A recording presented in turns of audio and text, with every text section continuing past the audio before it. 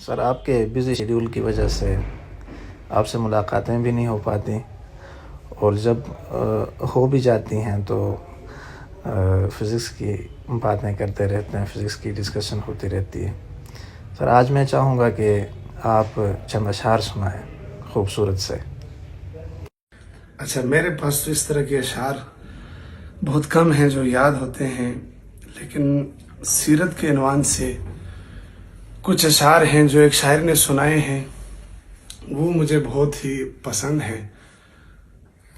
مجھے نہیں پتا شاعر کا نام کیا ہے، لیکن ان کے جو الفاظ ہیں وہ بڑے قیمتی ہیں، تو میں چاہوں گا کہ وہ چند اشعار آپ کے سامنے پیش کروں۔ سنا ہے آپ بھی بڑے سریلے آواز میں نعت پڑھتے ہیں، تو پھر آپ نے ان اشعار کو سریلے انداز میں کبھی پڑھنا بھی ہے انشاءاللہ سر۔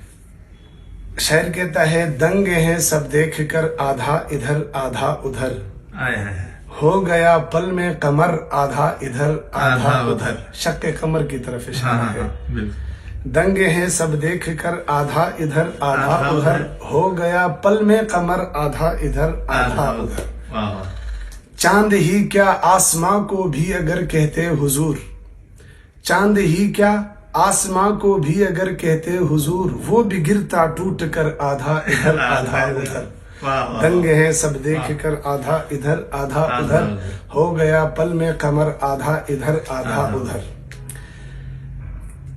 غزوہ خیبر ہے غالباً، حضرت علی کرم اللہ وجہ سے ایک واقعہ منسوب ہے کہ جنہوں نے مرحب کے سر میں ذوالفقار سے جو وار کیا تھا، اس کی طرف شاعر اشارہ کرتا ہے۔ حیدر کرار کی تلوار کے اکوار سے، حیدر کرار کی تلوار کے اکوار سے، ہو گیا مرحب کا سر آدھا ادھر آدھا ادھر۔ دنگ ہیں سب دیکھ کر آدھا ادھر آدھا ادھر، ہو گیا پل میں قمر آدھا ادھر آدھا ادھر۔ غزوہ تبوک ہے غالباً، حضرت عمر رضی اللہ تعالیٰ عنہ فرط طرب سے اٹھے کہ آج ابو بکر سے شاید میں سبقت لے جاؤں گا۔ جب حضور صلی اللہ علیہ وسلم نے چندہ مانگا تھا، تو اس وقت جو سوال جواب حضرت محمد رسول اللہ نے سب سے پہلے حضرت ابو بکر سے پوچھا کہ آپ گھر میں کیا چھوڑ کے آئے ہیں، تو حضرت ابو بکر صدیق نے کہا، یا غالباً پہلے حضرت عمر سے پوچھا، آپ گھر میں کیا چھوڑ کے آئے ہیں، تو انہوں نے کہا آدھا مال میں گھر چھوڑ کے آیا ہوں، آدھا مال آپ کی خدمت میں حاضر ہے۔ یعنی وہ یہ سوچ رہے تھے کہ شاید مال جائیداد میں حضرت ابو بکر صدیق سے زیادہ ہوں، اس لیے آج شاید میرا نمبر پہلے ہے، لیکن اللہ کو منظور ہی پہلا نمبر کس کا تھا؟ ابو بکر کا۔ اس لیے شاعر نے اس منظر کو اشعار میں بیان کیا ہے۔ پوچھا آقا نے کہ گھر میں چھوڑ کر آئے ہو کیا، پوچھا آقا نے کہ گھر میں چھوڑ کر آئے ہو کیا، بولے یہ حضرت عمر آدھا ادھر آدھا ادھر۔ دنگ ہے سب دیکھ کر آدھا ادھر آدھا ادھر، ہو گیا پل میں قمر آدھا ادھر آدھا ادھر۔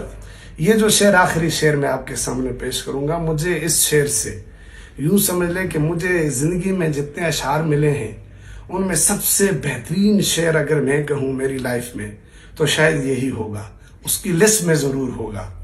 ٹاپ آف دی لسٹ میں اگر رکھنا چاہوں اشعار کی ایک لسٹ میں، تو ٹاپ آف دی لسٹ یہی شعر ہوگا۔ شاعر کی تمنا دیکھیں نا، ہر انسان کی ایک تمنا ہوتی ہے، میری خواہش میری خواہش میری خواہش۔